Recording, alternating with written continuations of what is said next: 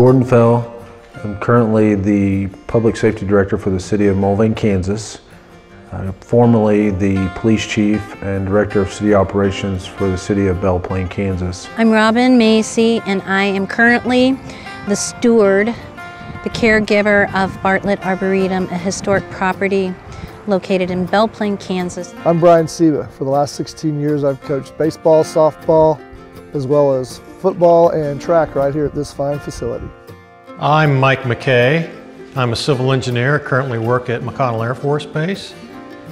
One of my jobs there is to work with the local communities to prevent incompatible development from adversely impacting the mission viability. And I work a lot with noise contours and accident potential. So it was only natural that I could get involved in this program to help Belle Plaine and Sumner County develop a quiet zone.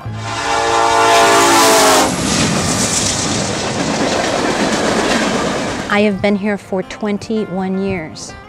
When I moved here in 1997, a train came by, I would say, like maybe 20 times a day.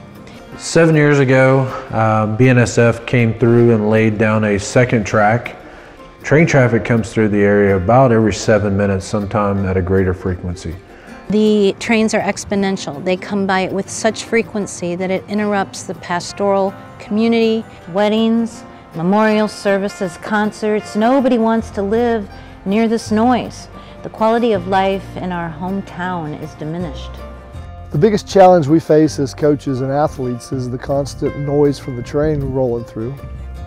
In a 30-minute period, we may get 3 or 4 trains, and the noise from that train will cause our practices to come to a literal standstill because of an inability to communicate with our kids.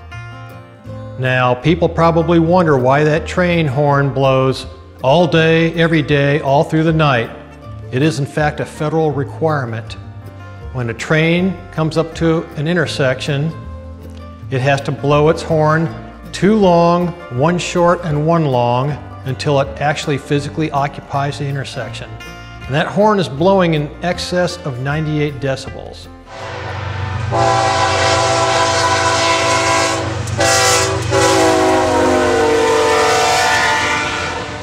So when communities want to get a little relief from that noise, they can apply for a quiet zone. You don't get a quiet zone just because you want it quieter. You actually have to, in lieu of the train horn, compensate for it by using what's known as supplemental safety measures. These SSMs include things like channelization devices, non-traversable medians, and actually physically closing a crossing. We're looking to lower the sound emitting along the corridor, which would help raise that quality of life. Hold on, here comes a train. Our Quiet Zone Committee of patrons and local residents has begun a fundraising campaign to underwrite the design and construction of these safety measures. Now, in lieu of the train horn, what happens is these devices channelize or prevent traffic from flowing around the crossing arms, and these pre-approved safety measures are not cheap. What makes these supplemental safety measures so effective is they are physical barriers, far more effective than the train horn, because as we all know, a loud noise never prevented anybody from making a poor decision.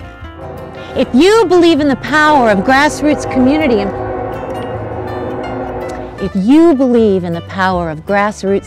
empowering its citizens to create a safer and even more tranquil hometown, here's how you can help us. Most importantly, tax-deductible contributions can be sent to the Legacy Foundation in Winfield, Kansas. Or you can also write letters of support. Here's how. Questions? Feel free to write us. info@bartlettarboretum.com.